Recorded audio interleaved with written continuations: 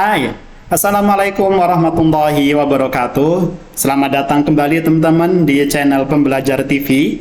Dan masih kita belajar bagaimana caranya membuat sebuah website dari benar-benar berangkat dari nol. Berangkat bagaimana kita benar-benar coding dari awal, mulai dari kita membuat HTML-nya sebagai kerangka dari sebuah website, kemudian nanti kita akan poles kerangka ini dengan CSS, kemudian kita akan lengkapi agar website kita menjadi website yang smart dengan tambahan JavaScript sebagai otaknya.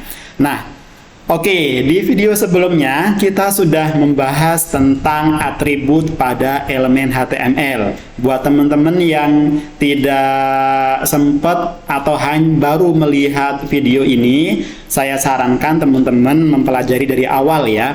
Di channel ini silahkan teman-teman langsung mencari di bagian playlist. Di situ ada tutorial HTML. Nah, teman-teman bisa belajar mulai dari nol, mulai dari seri 1 sampai dengan sekarang ya. Nggak tahu nih, seri berapa ini? Mungkin 9 kali ya. Saya rada lupa itu. Oke, melanjutkan dari yang kemarin teman-teman ya. Jadi hari ini kita masuk ke bagian materi berikutnya, yakni kita akan mempelajari cara membuat heading dan paragraf. Dua item ini dulu atau dua elemen HTML ini dulu kita pelajari bagaimana cara implementasinya. Oke ya, sepertinya kalau hanya penjelasan kayaknya kurang pas. Jadi ada baiknya kita langsung masuk ke bagian ini, ke bagian prakteknya. Kita langsung code saja ya. Kita masuk ke bagian code-nya. Nah, di beberapa waktu yang lalu teman-teman, bahan yang kita buat atau kita pakai ini sebenarnya kita sudah membuat berupa heading. Nah, heading itu maksudnya yang seperti ini nih. Ada H1, kemudian ada H2, ada Berapa lagi ini? H3. Nah, sampai berapa? Biar kalau tidak salah sampai H6 ya. Sub-subnya ini. Nah, kenapa kok butuh H1, H2, H3? Jadi seperti ini teman-teman. Sebuah website itu tidak ada bedanya dengan dengan media yang lain seperti koran, majalah, dan media-media sebelum website lah ya. Nah, di media-media sebelumnya itu kan ada judul intinya, yang judul besarnya itu kan. Kemudian kalau judul ini membutuhkan subnya atau bagiannya, nah, itu ada subjudul namanya, subtitle. Nah, teman-teman yang sudah pernah membuat karya tulis biasanya akan lebih memahami tentang H1 sebagai headingnya atau tema utamanya, kemudian H2 ini menjadi subnya. Kalau sub ini memiliki sub lagi, maka akan turun ke H3. Nah, intinya sih dari size yang besar itu akan mengecil gitulah ya. Kurang lebih seperti itu. Nah, kita akan praktekkan ya. Jadi kita praktekkan bagaimana sih tampilannya H1 sampai H6 ini. Oke, langsung kita code aja di sini teman-teman ya. Jadi di sini kita akan mulai dari H1 ya. Kemudian saya akan bikin kalimat ini adalah tampilan dari H1. Oke, ini saya copy saja teman-teman biar biar cepat ya. Oke. Kemudian ini akan saya terapkan sebagai H2, saya paste di sini. Ini saya ganti dengan H2. Oke. Kemudian di sini lanjut dengan H3. Lanjut terus sampai nanti H6 ya, teman-teman ya. H4. H4. Kemudian ini H5.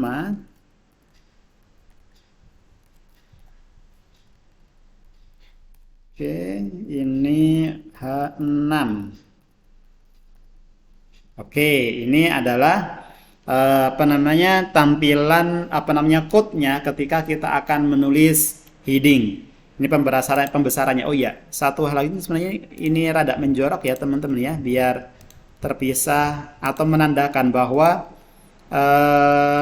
H1 ini adalah bagian atau konten dari elemen body. Nah, oke.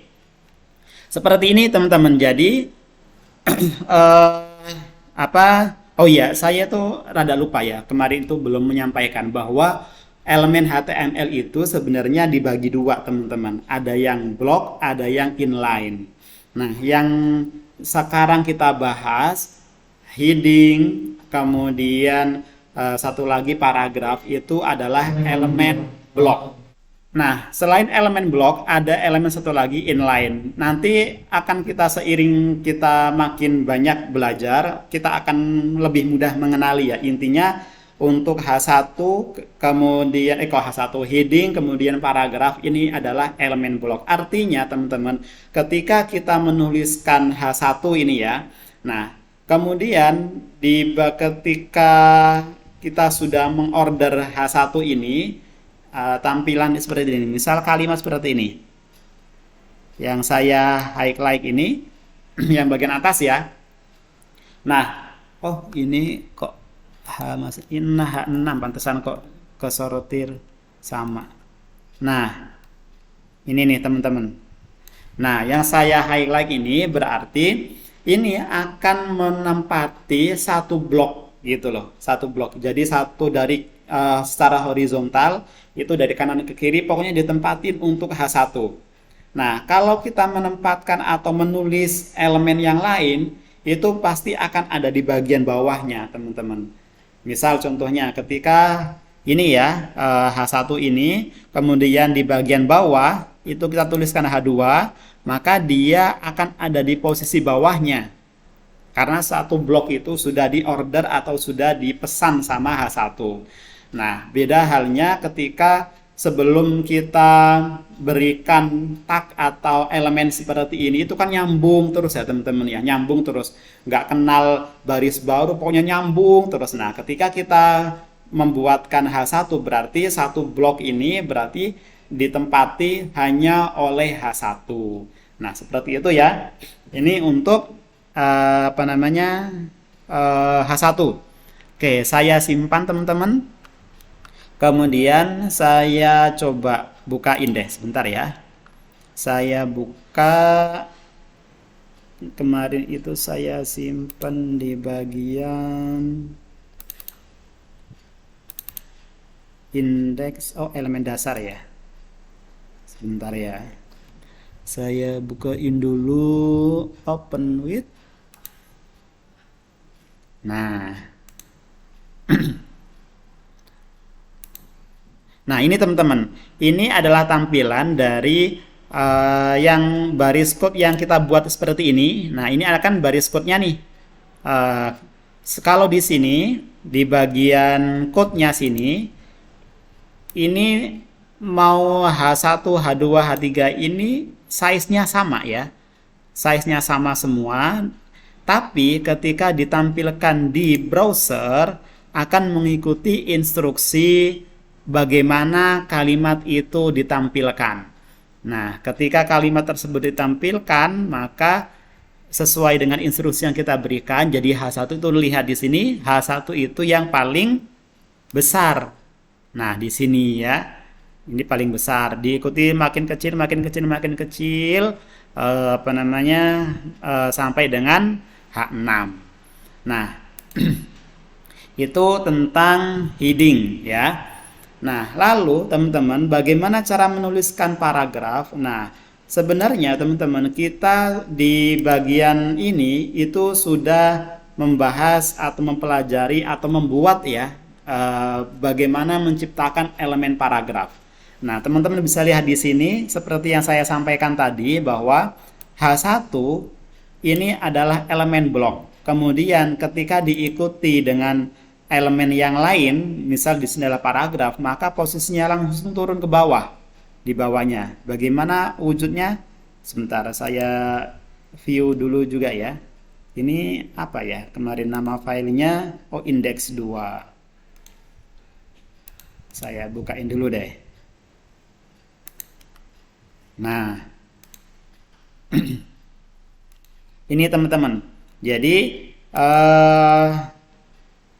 ini misal Bandung nih. Ini kan H1 ya. H1. Kemudian ketika diciptakan elemen paragraf, maka dia langsung posisinya ada di bawah.